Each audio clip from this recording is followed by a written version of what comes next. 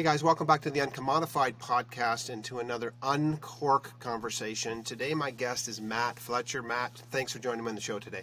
Thank you, Tim. Thank you for having me. Awesome. So let me tell you a little bit about Matt and how I met him and just the overall theme that we want to have in the conversation today. So Matt's journey is kind of interesting onto the show because Matt, my first encounter with Matt is Matt became a listener to the UNCOMMODiFiED podcast, and we connected when he started reaching out to me, and we started dialoguing regarding some of the things that were on some of the episodes. And I'm always interested to know how a listener finds the show, and that's an interesting journey. But for this journey, not only did you become a listener, Matt, but now you become a guest because there's some things that have gone on for you that I found fascinating and I want to talk about. So first of all, thanks for being a listener, and here's my question. How did you find the show in the beginning? Tim, I found you on LinkedIn through some mutual network people, friends, whatever they call it on LinkedIn, through networking. Found your podcast, and I said, let's give it a shot. And I go, this is the real deal. It was a real good listening. And you go, I can actually apply this stuff to what I do in my day-to-day operations as a manager. So it's good, and plus you make it humorous, and it's kind of nice because it's just a real example of what people are trying to do today, to make things go, and awesome. Yeah. Awesome. Yeah. And it's great because you connected through some mutual friends that I have, people that I do some work for in a similar industry. And that really is part of the connective tissue. And so I really appreciate you being a listener and being a proponent of what we're trying to do and have everyday conversations to help people really look at how do we stand out and stand up in the worlds that we live in. Now, the theme of the conversation that Matt and I want to have today is around life and business transitions. And before I introduce that particular topic and why that's so important to both Matt and I, let me give you a bit of Matt's background. So Matt has over 20 years plus experience in what's called the water well industry as a wholesaler within this distribution chain network. So you have manufacturers, you have wholesalers, you have dealers, you have end user customers, plumbers, there's this value chain. And in Matt's world, he sits in the middle of this value chain as an agent between the manufacturer often and then the end user customer in the wholesale part of this business. You're a second generation owner of a company called Fletcher Pump. It's a family owned business, and we'll talk about that in its transition. And that was recently sold to a larger company, and that's part of what we want to talk about. Matt's married. He's got 2 kids, Alex and Emma. He's got 2 dogs, which I always like. I love my dog. Now, your dogs are called Leo and Luna. What kind of dogs are those? Leo is a Shiba Inu, which is a Japanese breed. Kind of looks like a fox with a sickle tail. So he's a character. And then Luna is what can be described as a mutt, but she's part boxer, lab, and beagle. So she's my Boxer-Lab beagle. We joke Boxer about Lab beagle. Awesome. I have a dog named Jackson, and he is a cross between a Dachshund and a Chihuahua. Technical breed is a Chiweenie. Nice. Yeah, Chiweenie, yeah. And he's, the other day, though, he gets a little territorial when we're out walking a dog. And the other day he went after a dog. He doesn't like golden retrievers for some reason. And we were walking by this house, and this guy came out and he said to me, your dog, he gets very angry. I said, yes, he does. He gets very angry sometimes. But only golden retrievers for some reason, because he had a bad experience years ago with a golden retriever, and he can't get it out of his doggy brain. So it happens to all of us, Matt. But we love our pets, and obviously you got a lot of stuff going on in your life. And I really appreciate you taking the time to join me in this conversation because I believe it's really important. And the framework I want to give to this conversation is that we want to talk about life and business transitions, but we want to talk about them in the context of Matt's journey in an industry that's going through a seismic shift right now. And so this industry that Matt exists in, this water well industry, this plumbing wholesale industry, and also on the manufacturing side, is an area I've consulted in since 2004. And so I'm not an expert in this industry, but I've spent a lot of time working with companies in this industries across Canada specifically. And I've been involved with groups, task force, I've been looking at the fact that within this 10-year window right now, between about 2020 and 2030, they expect that upwards to 70% in Canada, Matt, of the knowledge base of this industry is going to retire. And I think you had a statistic you were telling me earlier about what's going on in the U.S. I was a member of the the Wholesaler Association, America Supply Association, ASA, and it was something like well over 100,000 people are going to retire in the next 10 to 15 years, and we have to replace that knowledge. And it's going to be quite a task that you have to bring it It is. up. It is, and a lot of industries are going to go through this, but then you also have the retirement, but then you have the transition of businesses. You have businesses that will be bought and sold during this time at historic levels. And so a couple of weeks ago, I released a podcast, a mini nitty gritty that I call them, just a shorter one, on something I call transition, not succession. And this is really tucking into this idea, and it's part of what we want to talk about is your journey through two transitions in your business life. Yeah. And the transition of your business, originally the business that your father owned, and then you and your brother became owners of, and now more recently when you sold this business onto a larger corporation. And I want to talk about those transitionary journeys, the lessons you learned along the way, what happened, what was good, what was difficult. We want to talk about this in a real and human way, because I think sometimes people, when they think about selling their business, Matt, or transitioning even to family business, they often look at all the upside, but they don't always look at some of the difficulties. And what's going to be great is you'll be able to share honestly about some of the challenges and some of the great blessings that happen when we do these things. And that's why I appreciate you coming on the show. Yeah, I'll be open and honest about any of the questions. Sometimes it's been kind of nice to hear somebody that's younger. I just turned 40 this year that made this transition. Not a lot of people buy and sell businesses, at any age. It's probably, 100%. I was going to say that acquisition, not the acquisition, but my brother and I buying the business from my father. I mean, that was the largest financial transaction I've ever done, until we sold it. But even still, with that being said, buying a house was a little easier, actually. It's easier to get a loan for a house than it is to sell your business and to go through all the financing and make sure you got everything, all your I's and T's crossed and all that. It's there's a lot to go out there, but we were blessed with good people who that's kind of what they did. When you have great people around you, it really makes a transition about as smooth as you can probably make it. Yeah, awesome. So we want to have a real life conversation about this impact of these transition on life and business. If you're listening in today, maybe you're in a season of transition. Maybe you're retiring. Maybe you're selling a business. Maybe you're buying a business. Maybe you're not. Maybe you're just interested in the subject, wanting to listen in. And of course, every great Uncork conversation for me begins with a drink, because if I could do this over a table in a cafe with somebody, I would do it this way, because I really believe that when you sit across the table and have a drink with somebody, really great conversation happens. So tonight, what are you going to be drinking, Matt? I'm going to be drinking a Pepsi. I've been addicted to the stuff since probably about 10 years old. Okay, and since I knew you were drinking a Pepsi, I decided that we should break out the traditional war. So I'm going to drink a Coke. So we're going to have the Coke and Pepsi war. So I'm going to open this up. All right. I don't drink a lot of Coke, actually, but I thought, you know what, if you're going to drink a Pepsi, I'm going to drink a Coke, and we're going to start that age-old war. Appreciate that. Yep. Pepsi obviously hasn't won the war, but they're still fighting the battle. Yeah, and the truth be told, if I typically, I have to have some Coke in my house. I don't typically. I actually prefer Pepsi myself. Okay. But tonight I'm gonna go Coke. Sorry, Coke people. I hate to say it, but it's the truth.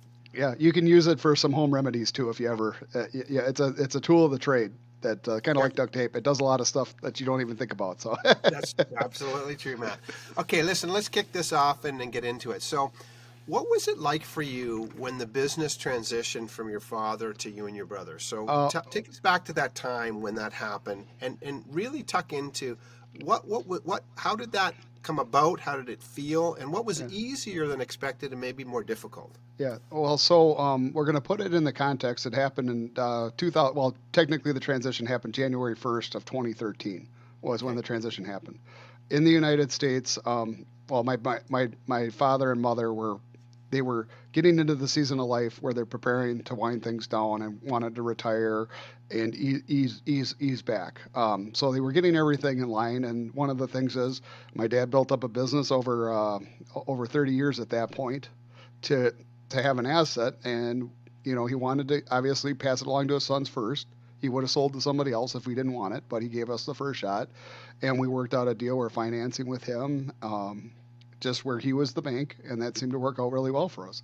So we had the framework going on, but me and my brother going into it, my brother had some how can I say it? He was more apt to the financial aspect of things, whereas the technical knowledge, the skill, the the contacts, all that was more so with me. I'm okay with numbers, but my brother did more of the bookkeeping aspect. So it was like, well, my brother didn't really want to move out of the job because he was so well paid for what he did.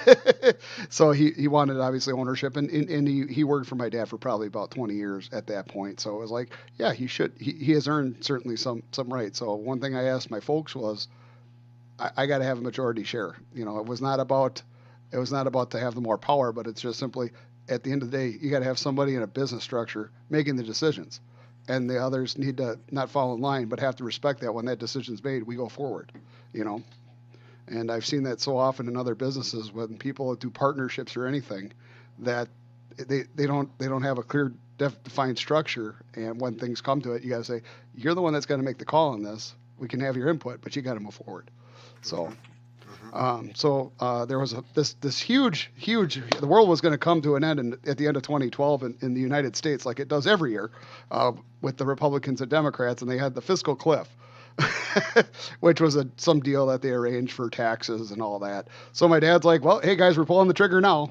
Well, we were about 3 months into planning, so it's like, well, okay, whatever, Dad. You worked it out, so you'll be taken care of, so we're good. So we were all happy with it and did the transition at that point. And that was 2013. So Um, how long had you worked in the business, Matt, at that time? Your brother, obviously, you said was there for 20 years. How long years. had you worked in the business? I started in 1999 after I graduated high school and worked summers through college and some breaks, and then started 2004 full time in May and just kind of worked my way through. And it was one of those things. I was never going to run the family business. I was never going to do that. I was always going to do something else. And you get married, have a wife, have kids, and you go, this is a pretty good life. And then you go, there are better places I could be maybe, or there could be a lot worse places. So you go, just I enjoyed it, and I had so much time invested at that point, so I decided to stick with it. So. Okay. So when you look back at that time and maybe you had an anticipation of what it would feel like. So what was easier than you might expected, and what was maybe harder than you expected in that transition of that family business from your father to you and your brothers? One of the things was my dad still liked to know what was going on, but he had some health issues. One was in 2013, he had a quadruple bypass. So he kind of took him out where he was going to phase out over a couple of years. So that really helped, in a way, that really helped me and my brother solidify our leadership in the company and kind of in the market. Just to be like, okay, these guys, that's the real deal. It's not Matt and Rich running it in my dad. My dad's also name is Rich in his name. It's like, no, this is the real deal. I'm the one signing the checks here. Yeah, my dad does help some stuff, but it was like, no, you understand. At the end of the day, if I'm negotiating with a vendor or whatever, it's like, no, my dad has nothing to do with this. This is all me. It's all us. If you don't get a bill paid, it's on me.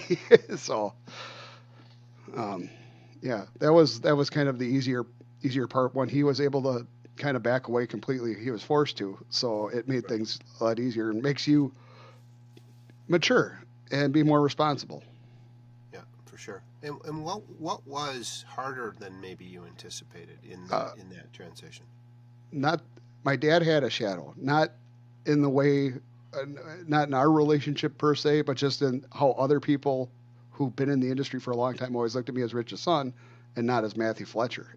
So it Mm, was like you have to get over that, even though I had earned respect of people, but there again I go back to I'm running the show here, guys. So if I had to say a customer owed us money, I'm asking you for money. It's like, oh, your dad should be asking for it. It's like, no, I'm asking for money you owe us. So I kind of had to get out of my dad's shadow and say, hey guys, we're running the show here, and we're here to help, any way we can. Um, interesting. Matt, when you talk about that, and by the way, I really appreciate your candor. And of course, we when we talk about what went well and what was challenging, obviously we want to do that respectfully because we're talking yeah, about people involved. But I really appreciate you just speaking honestly about this yeah, because, again, I think sometimes people go into these things with a bit of rose-colored glasses and they think everything's yeah, going to be wonderful. And I think what you just described is probably one of the most difficult things because as a consultant, I've worked with a number of companies, family-owned companies, who are going through transition, and That plan was that the children would take over the business or buy the business. And there is some things that are hard, and the one that you just talked about is a typical hard thing in a family business, because particularly if the father or mother, the owner, is still there, and you said there was some transition there, but you live in the long shadow of your father or mother in this case. And that's not easy, because people relate to you in a certain way. You're the guy that grew up in the business, you're the little kid, you're the son, and that transition both internally in the company and externally with vendors isn't always that easy. And there can be a lot of offense that comes through that time, because it's an identity struggle. You're trying to grab a new identity, and your dad needs to give up an identity, and other people aren't able to see you differently. And that can be a very difficult period of this transition. Yeah, I agree. One of the other thing is too, just having basic structure. The more structure you seem to have, not for a rigidity point, but just it helps you not think so much, about things like, you always say you want to run the business a certain way, and then you find out, you go, well, there was a reason why this didn't work. I can't give you a good for one instance, but it's like you'd say like, oh, I'm going to have pizza party every Friday. Well, no, that doesn't work every Friday. You know what I mean? Just, I'm making a funny example, but just something to kind of get you to relate. I would always, you always said I wouldn't do it that way.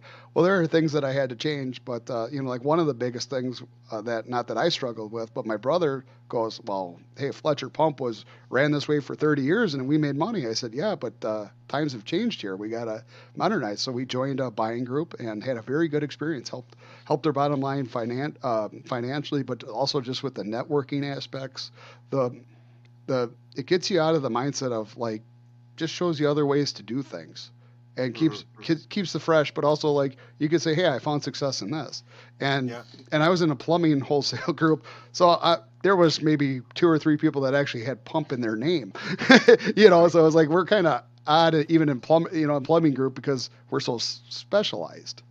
Right. So Fletcher Pump. How long was it in existence before you and your brother bought the business? So I would have been. It's the same age as me, so I have to do math here. So it would have been about 32 years.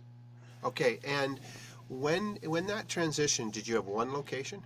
Yep, we only had one location. We did have a twig, we called it, up in we were based in near Milwaukee, Wisconsin, we'll call it.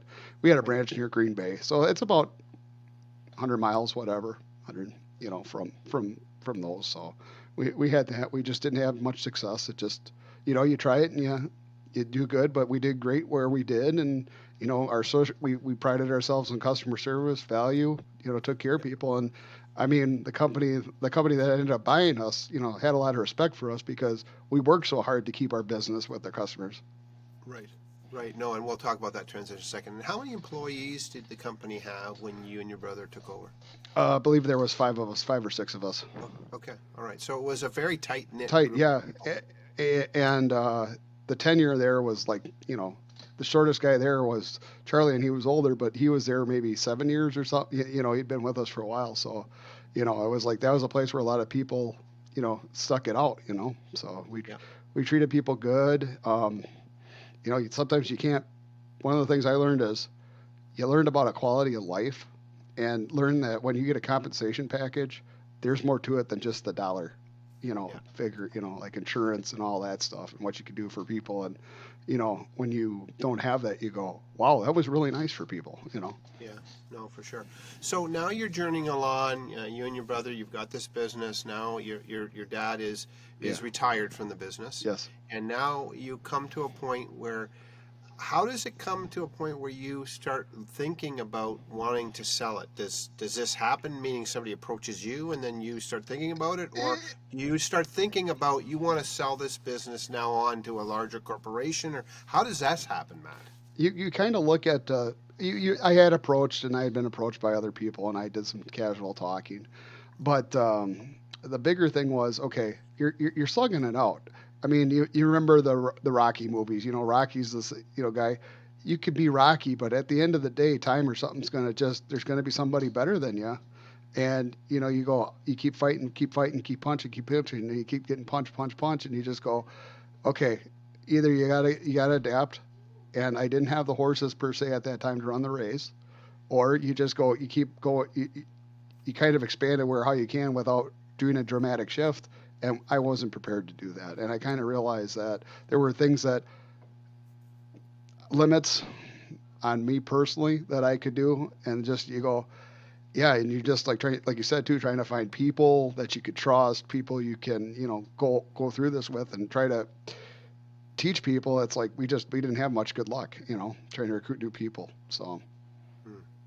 So you get into a discussion now, and again, this is, if you're listening in, this is an industry, like a lot of industries, is going to go through these big transitions right now. There's larger companies, they're getting bigger, they're buying up smaller companies, they're consolidating, they're looking at how the synergies that come and the cost savings that come from larger networks and the control it gives them for buying power. This is going to be a typical thing that happens. So you begin a discussion with a larger corporation in relationship to the purchase of your business, which has been a family business now for the better part of close to 40-something years. We were 39 years last year when we sold the business, but it was a transition, and we just kind of worked through some stuff. And I obviously approached my dad because I said, there's a legacy there, and I talked to my brother if he wanted to kind of buy me out, because at the end of the day, I kind of felt like there was things I kind of maxed out where I was at in some ways. And you just said, maybe it is time to transition, but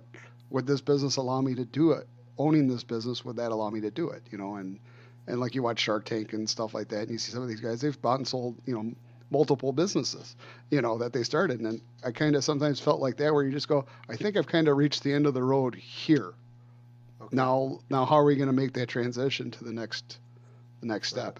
So for you, this choice to say you're going to sell to a larger corporation, was this as much, and we haven't talked about it, but was this as much a business decision as it was a life decision for you? Yes, it was. Yeah. So you were really looking at the long-term impact of continuing down the road that you were, and what it would mean, and what you believed moving into selling that and moving in. And I'm assuming, and again, we don't get into the details, but I assume that in this deal, you either chose to, or you were required, possibly in the terms of sale, to stay on for a period of time after this transaction. Yeah, I am, and I enjoy it, and it was more of a lateral move for me. It wasn't, it wasn't like I mean, yes, it's going to open up other opportunities, with advancement and things like that, which does intrigue me. But it was also kind of like, okay, if I don't have to worry about, like, the big thing was collections and cash flow. You take that off an entrepreneur's plate, that makes a lot of things, and the goal is I want to focus on the customers. That's where I think I excel, and I have established relationships, and that's what it's about.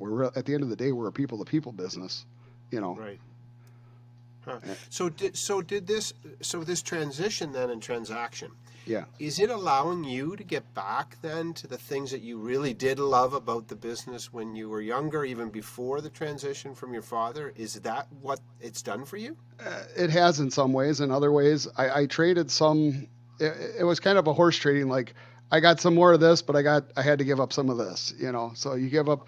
Of course, when you're the owner and kind of have a final say in things, that's nice, because it's like if you got a conflict with a customer, you can go, well, we're just going to do this to take care of you.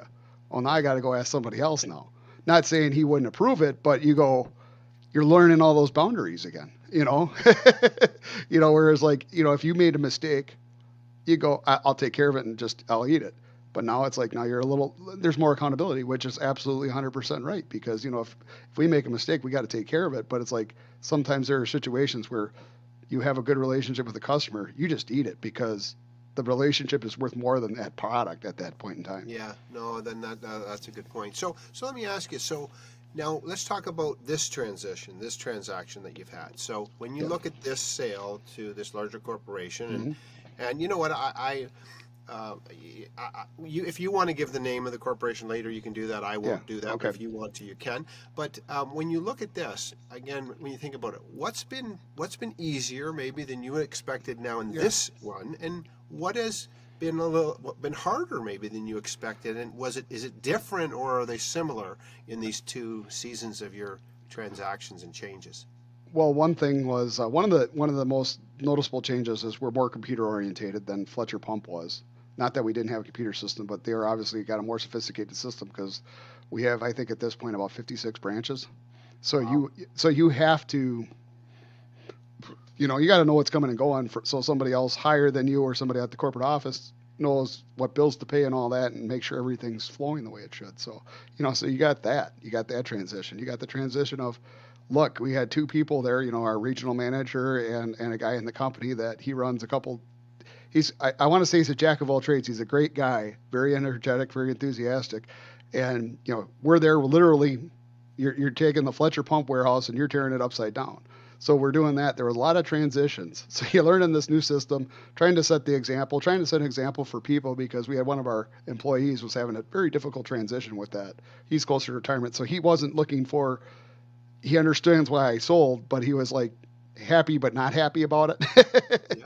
So it's like we've been dealing with that, but it's all new experiences, learning how to do things, and then trying to manage everything is just different. It like I said, I gave up some things, but I'm freer. But like it's sometimes nice where you go, if I just want to hang up that phone and not answer it tonight, there's no problem. It's kind of nice, because we were always on. Our service was. Everybody talks about their service, but we took good care of our customers, and I think people call me on a Saturday, Sunday. One time I went out at midnight for a guy. It's just I love Yeah. my customers. It's what I love doing about the job and taking care of the problems. Yeah, yeah. So it's given you a little bit more freedom in Yeah, relationship to your life and your family and yeah, lifestyle, but it's also brought another layer of structure in the way that you yeah, need to do this. Again, as you've talked about it, there's some authority you've given up and yeah, different authorities you have, and there's this thing going on. And again, so if you're listening in this conversation, think about how what Matt is sharing applies to where you are. And yeah, it could apply in a very different way depending on where you are. But if you're preparing to sell or looking yeah, to buy, or maybe you're just in a season of change in your own life, just think about what Matt's talking about. Because sometimes, again, we don't anticipate what giving up certain things is going to feel like in yeah, advance, or getting things, and there's an emotional impact of all of these things as well. This is not just a balance sheet transaction. There is identity and emotion, and what did it feel like, I guess, for you and for your dad and your brother? yeah, So when Fletcher Pump, that name no longer existed, yeah. how did that feel? Well, let me say something about the current company I'm with. Okay. They said if you want to add your Fletcher pump, as long as you work here, we don't care. We're Interesting. they're very because they know that that's the blue sky of any transaction is what's your name worth. And to say you have a name worth something, I think that's awesome. That tells us a lot about your family and your character and all that. But I do say, Tim, you mourn it like it's a death because you put in your heart and soul into a lot of this. And my wife, I love my wife to death, but she's a stay-at-home mom. Without her, I couldn't do what I was doing or what I'm still doing. Because Right. she does a lot. So it's like I try to make sure we make enough to compensate for that. But yeah, it's just like how even her part of her thing. She started going with me to some of the buying group things and stuff, and so she got to know people and. She likes going on I mean, of course, they would be someplace warm. So who doesn't like, where we live, like to get away for a week or two, someplace warmer than, where we're at when it's January, February. But it wasn't just that. It's like you get to meet people, you build relationships with people, and just, you kind of miss that. But you also go, Fletcher Pump was a great company. So you kind of go, now what do you do? It's like this transition where it was one thing that really surprised me in the whole transition. You go, this is really like a loss. Hmm. Even though yes, I'm doing well and we're doing great as a branch for the company that bought us and everything, but you still go, you kind of lost part of I lost part of my identity now. Yeah. Too. No. I'm being very candid about this. Yeah, no, and Yeah, I and appreciate that. And it tucks back into what I said in a couple of weeks ago in that mini nitty gritty I was yeah, mentioning earlier on transition, not succession. I said that the one thing that most leaders, people don't understand or calculate the impact of, is not the structural change, it's not the organizational change, it's not the title change, it's the emotional impact yeah, of receiving another identity, of becoming something different. In this case, the emotional impact of giving up a name yeah, and becoming something different. and I don't think anything well prepares us well for this, but I think in my experience working with the people I'm working with and hearing you talk, is it's something that I would really counsel anybody again that's listening. If you're in a season of transition and maybe you're selling your business, you should expect, I think from what Matt is saying, he said you should expect there's going to be some emotional impact on that, Yeah. and there's going to be a mourning maybe of a loss. Now there's a gain, of course. You Yeah. know, something dies and something grows. I guess in some ways it's sort of like, you know, a farmer, you surrender the seed to the ground Yeah. and it dies, and then Yeah. somehow it grows something more. It's almost like that process, Matt. Yeah, it's that, or I hate to use this analogy, but it's like your favorite dog. You know, you grow with them, and you know, my wife and I had two Shiba Inus before that passed away, and you go, yeah, you love them. Most people give their heart and soul to them guys. They give it to you in return, and you know, you have a good relationship. And then you know, one day, you know, if you may have to make that choice, which we've had to. You know, and if anybody else relates to animal, I mean, I don't want to compare selling a business to a living human being or a living animal that we love, but it's probably the best analogy I can come up with. And just yeah, it's a death, but it's something I wanted to change, and Right. not just because there are parts that I hate talking about myself as the third person, but it's like Matthew Fletcher needs to move forward. Yeah. You know, it's No, fair enough. it's You sound like my therapist now, the way you're oh talking. boy, That's hilarious. I'm a That's lot great. cheaper. I'm a lot Yeah, cheaper, yeah, by the you are. way. Fair enough, and I appreciate that. So let me ask you, I want to ask two questions, and then I've got some questions I want to wrap up with. So first of all, what is your best advice to someone taking over a family business? So if you were back giving yourself advice when Yep. you took over your dad's business and you Yep. and your brother, what would you be your best advice to yourself when you did that, knowing what you know now? I it goes back to kind of how we try to make big decisions in our life. My wife, it's kind of the door philosophy. If this door opens, excuse me, you go on, and you got to set some basic. You got to have a basic goal of where you want to be, and the other thing is when you're dealing with family, there's always going to be heightened emotions. It's similar like after a funeral. I hate to say that like that, but people get weird after funerals. People get weird during transitions because, you know, for like my parents, my dad was ready to let go. So that really helped. And I'm sure if I talked to him, I bet you there was more behind it. That's just how my dad is. But it's one of those things where you built up this business, so you got pride that you built this up over 30 years. Now you're going to pass it on to your kids. I'm sure there's a lot of emotion to that, but you also go, he was able to let go.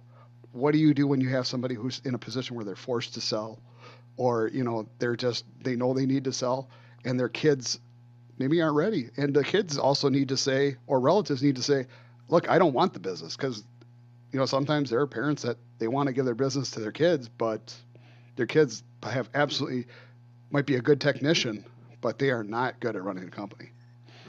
You know, Mm-hmm. that. But the other thing is just do the do the.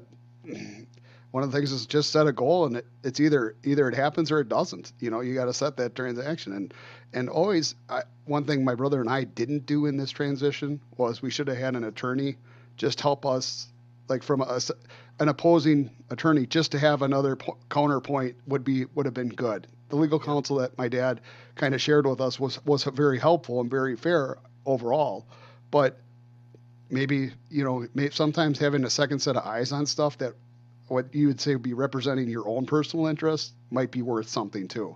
And just Okay. to say, because when it comes to business evaluations, that's an art, and there are some people, obviously if they're working for the seller, they're trying to maximize it, but there's sometimes that value is just not there. Mm-hmm. And two people, that's one of the toughest things in any transition is what is the value of that business. Yeah. Yeah. Well, first of all, Matt, I appreciate your candor, and just sharing. It's so helpful. I know when people listen to this, if they're in similar situations, they're going to find your candor and honesty in what you're saying so powerful. Let's talk about now the last transition. What would be your best advice to someone selling a family business to a larger company or corporation like you've just done? You got to have an honest conversation. If you have a partner, or like in my case, a brother, we had to have an honest conversation about where that was going. And my brother and I came to the conclusion that he was not going to go with the transition.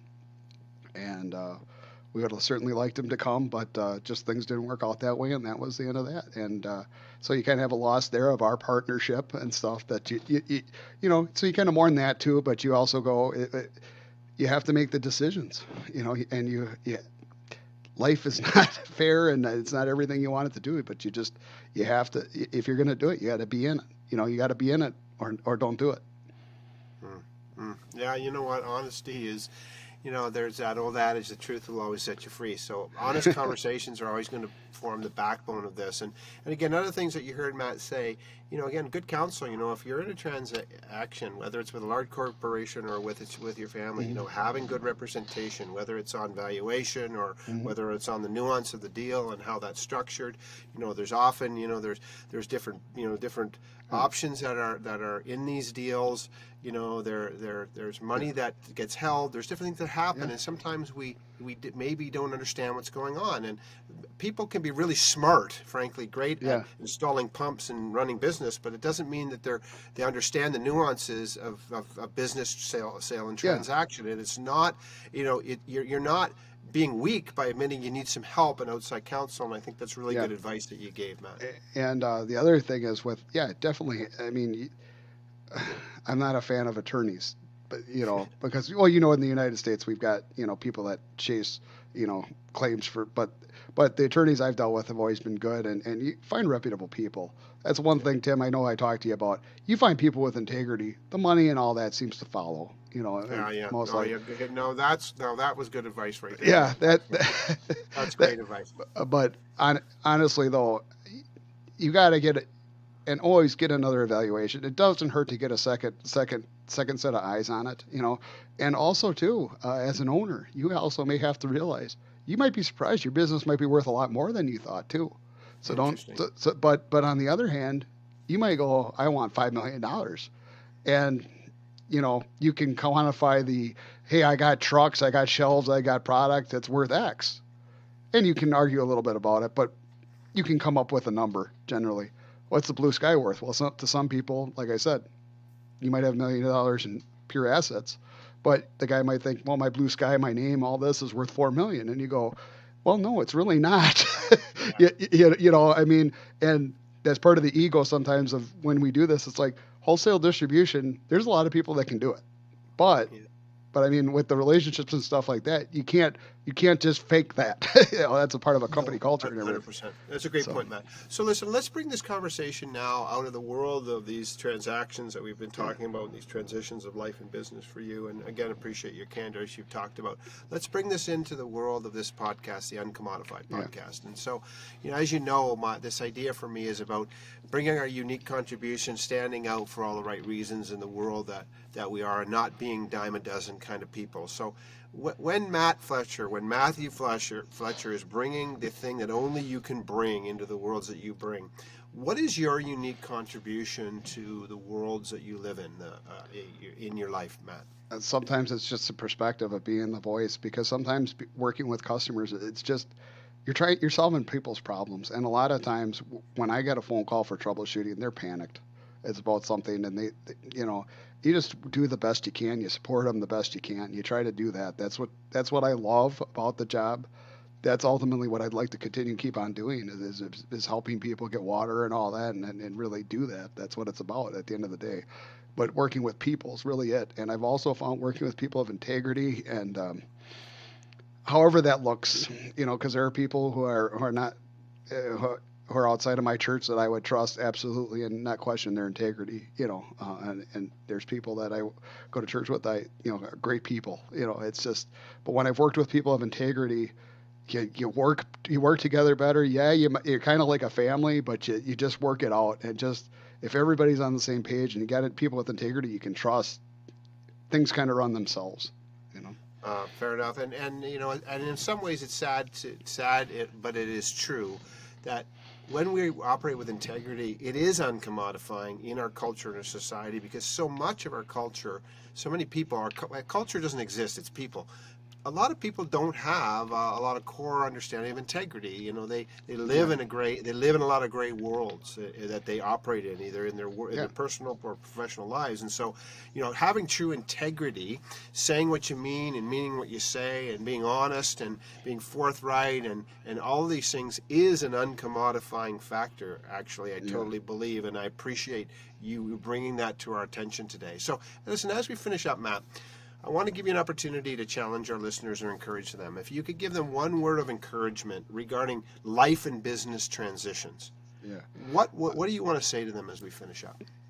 Go for it. Whatever you want to do, go for it. I mean, that's a great rule in life, but just be open and don't, like I said, it's going to kind of counteract what I said earlier about setting your goal and everything, but you also got to be flexible. You also got to be flexible because there were some things in the deal I didn't like, and I'm not going to go into what they are, but there were some things that you would say, yeah, I would really prefer not to sign that, but I get it. And like you said, some of it may be legality because there are laws, with certain things or stuff like that you go, yeah, as much as maybe I personally don't want to do it, but you go, is the deal good on the whole? And that's what you got to look at. You got to look at the whole package. And everybody in any deal that I know is really good for people, usually everybody gives up something and everybody gains something. That's been a good experience in compromising and everything. And it's worked good on a lot of things, just not American politics apparently, but I don't want to give any more social Fair commentary on enough. that. It happens in Canada too. So, that's a great piece of advice and encouragement, though. There's give and take Yeah. in any relationship. There's give and take in any transition. There's give and take in our lives. And as you think about what Matt said, I just want you to think about that again. We're in negotiation in your life, whether it's a business negotiation, a personal negotiation, maybe it's in your family, maybe it's in your community, wherever it is. What do you need to give up? What do you need to? What are you going to get? How do you give and take in a way that's respectful and honoring of each other, so that you can move into transition? That would be my encouragement as we finish up today, for you to think about if you've listened in. And again, we really appreciate you listening into this conversation. Matt, I appreciate your time. Thank you much for joining me. It's late at night. You've had a long day, and you got to get to your family, and you got to get to your dogs, and so do I. So listen, as we wrap up, do me a favor. Email me at tim@theuncommodified.com, or connect with me on social media and let Matt and I know how you're uncorking this conversation about life and business transition into your life, into your personal life, your professional life. Well, how are you giving and taking in the negotiations that you're involved in, whether they're business or personal, and how are you using this to benefit you and others? Have a great day. Go out and break the evil spell of sameness. Thanks for listening.